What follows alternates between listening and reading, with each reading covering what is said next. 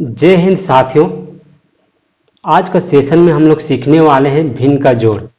ठीक है, तो भिन्न का जोड़ सीखने से पहले हम लोग कुछ छोटे छोटे महत्वपूर्ण पॉइंट है उसके बारे में सबसे पहले चर्चा कर लेंगे। उसके बाद हम लोग बड़े से बड़े जो डिफिकल्ट भिन्न का जोड़ है उसको हम लोग सॉल्व करेंगे और इसको भी वो भी बिना पेन चलाए हुए सिर्फ आंसर लिखेंगे। ठीक है, तो इसके लिए सबसे पहले हमें बेसिक्स समझना बहुत जरूरी है।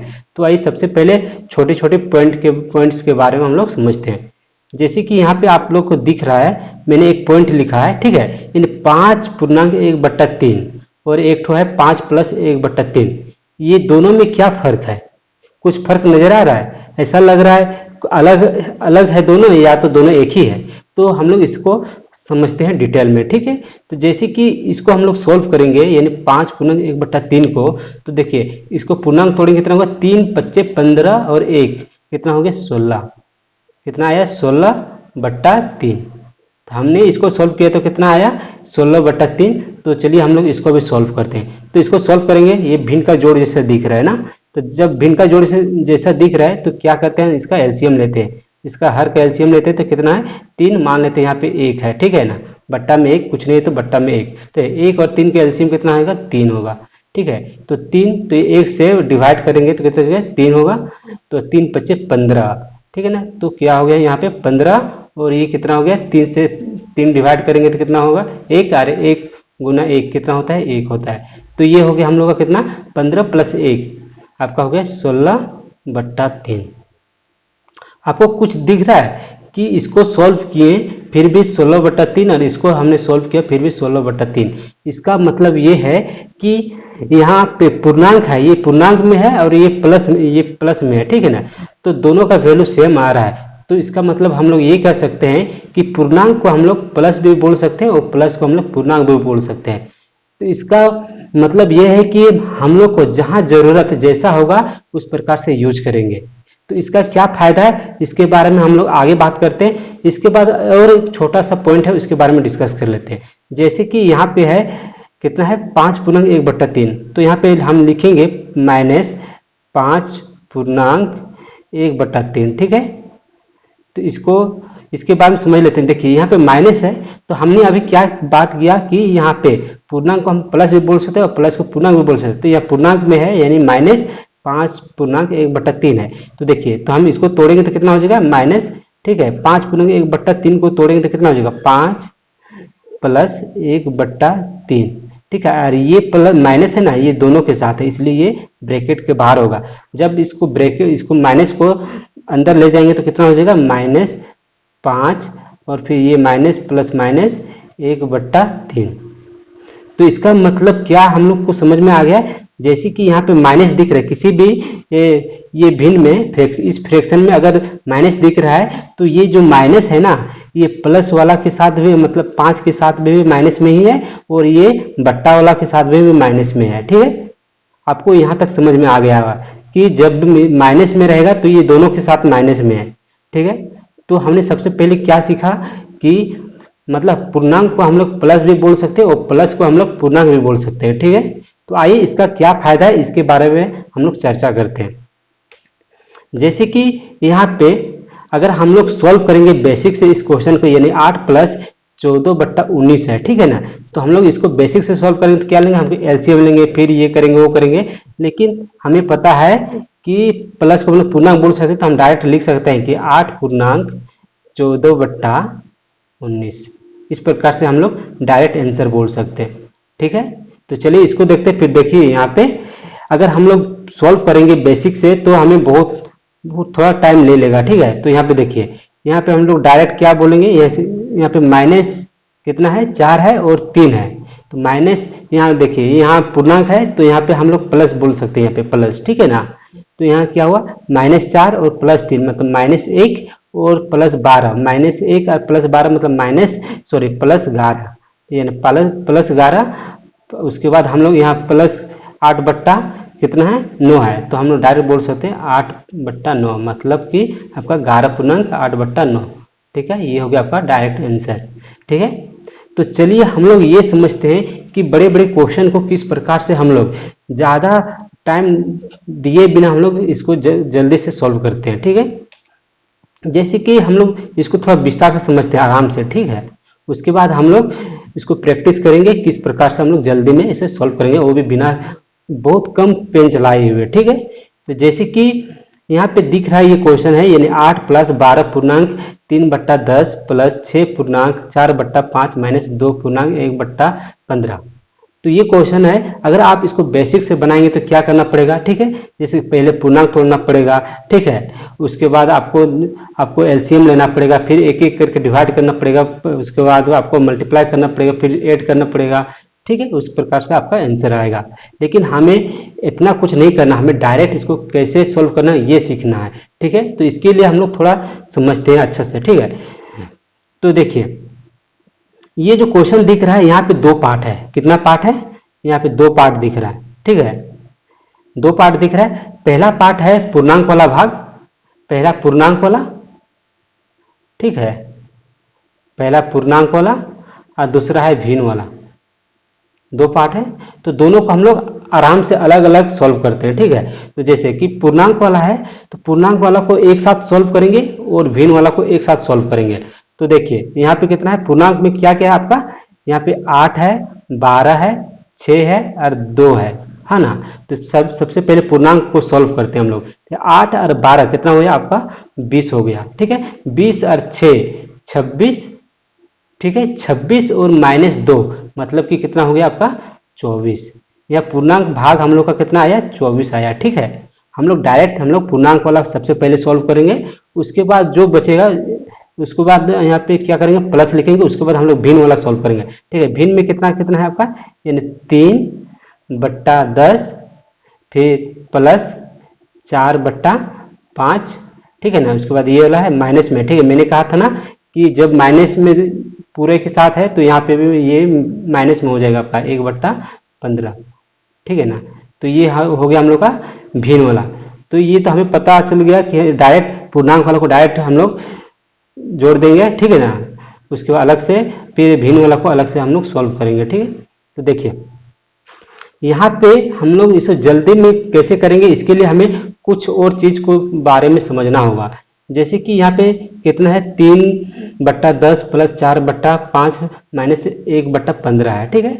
तो सबसे पहले हम लोग ये समझते हैं कि हम लोग बचपन से पढ़ते आ रहे हैं कि किसी भी भिन्न का जोड़ या भिन्न का घटाव बनाते हैं तो इसका हरों का एलसीएम लेते हैं। लेकिन आज तक हमें ये कोई नहीं बताया है कि एलसीएम क्यों लेते हैं। तो इसके लिए हम लोग समझेंगे कि एलसीएम क्यों लेते हैं, उसके बाद समझेंगे एलसीएम कैसे लेते हैं, उसके बाद हम लोग इसे आराम से सॉल्व करेंगे। तो सबसे पहले हम लोग जानते हैं कि एलसीएम लिया जाता है, तो क्यों लिया जाता है इसके बारे में लोग समझते हैं, ठीक है।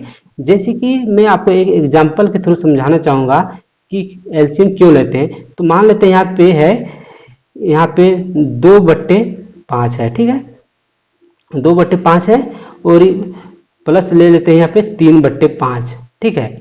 तो हम लोग क्या करते हैं कि एलसीएम लेते हैं नीचे वाला का, जब इसको सॉल्व करते हैं तो क्या होता है, यहाँ पे एलसीएम लेते हैं, ठीक है ना। तो 5 और 5 का एलसीएम जब सेम सेम होता है तो डायरेक्ट इसका एलसीएम 5 ही होता है, ठीक है ना। तो जब 5 होता है तो क्या करते हैं, यहाँ पे 5 से करेंगे तो यहाँ कितना हो जाएगा, डायरेक्ट यहाँ पे 2 हो जाएगा और यहाँ पे 3 हो जाएगा। इसका मतलब यह है कि जब हर समान हो, मतलब हर समान हो, ठीक है ना, तो अंश को हम लोग डायरेक्ट जोड़ देंगे, ठीक है ना। जब हर समान हो तो अंश को डायरेक्ट जोड़ देंगे, इसलिए हम लोग एलसीएम लेते हैं। तो देखिए यहाँ पे हर समान है क्या, यहाँ 10 है, यहाँ 5 है, यहाँ 15 है, तो हम डायरेक्ट जोड़ और घटाव नहीं कर सकते हैं, ठीक है ना। तो इसके लिए हमें हर को समान करना पड़ेगा। तो हर को समान करने के लिए हम लोग एलसीएम लेते हैं, तो ठीक है।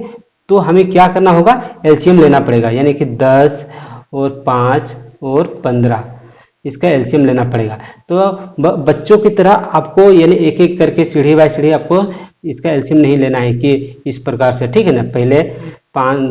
पहले 2 से करके देखेंगे, 3 से करके देखेंगे, 5 से।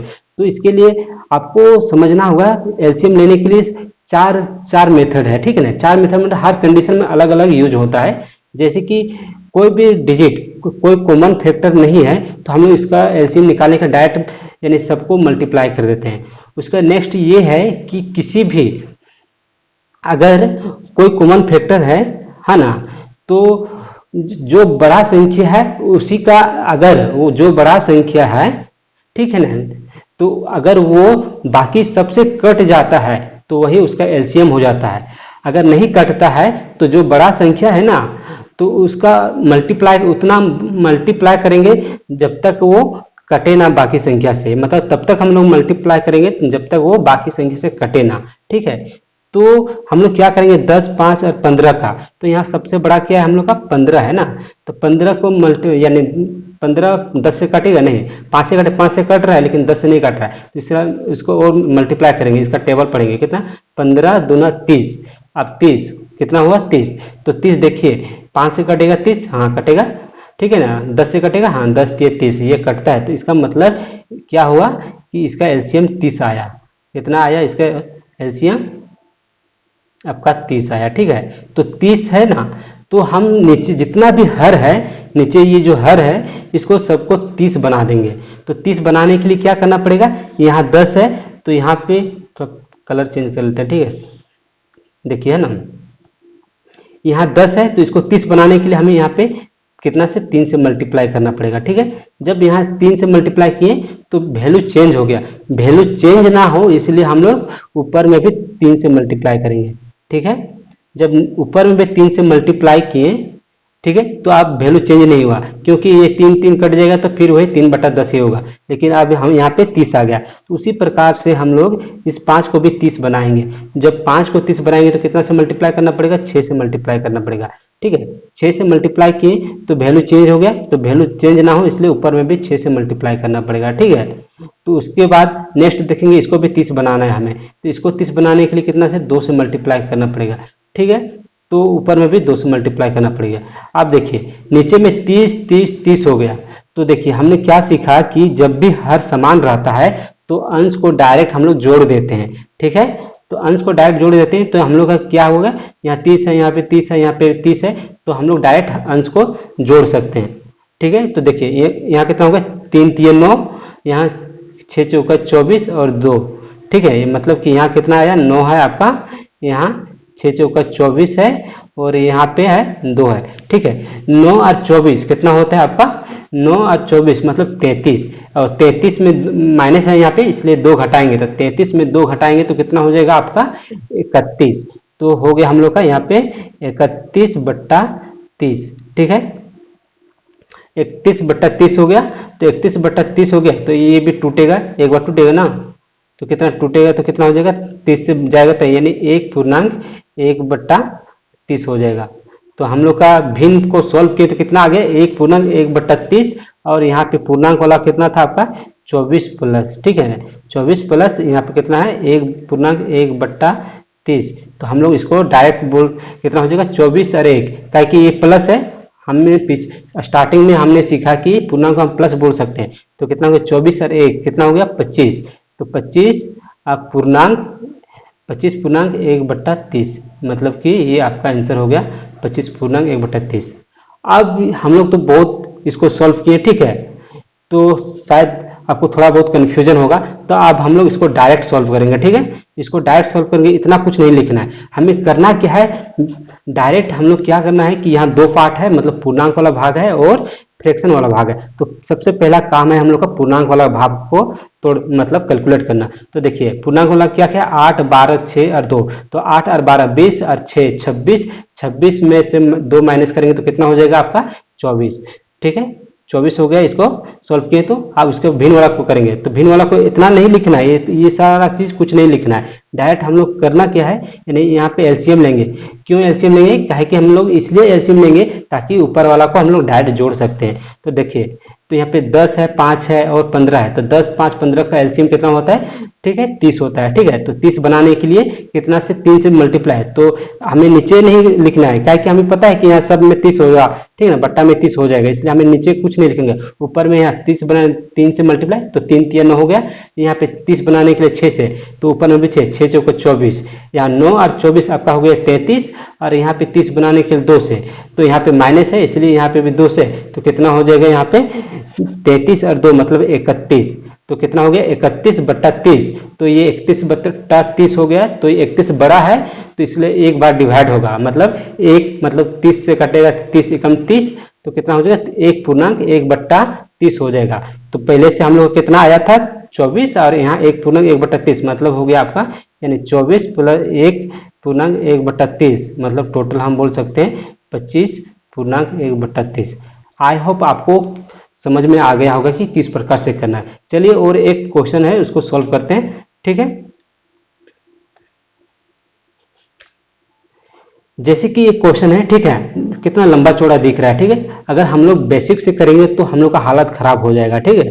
तो इसलिए हम लोग इसको डायरेक्ट करते हैं जैसे हमने सीखा उस प्रकार से, ठीक है। तो चलिए इसको सॉल्व करते हैं आराम से, ठीक है। देखिए पूर्णांक मैंने क्या कहा था कि पूर्णांक वाला भाग को सबसे पहले करना है, ठीक है ना।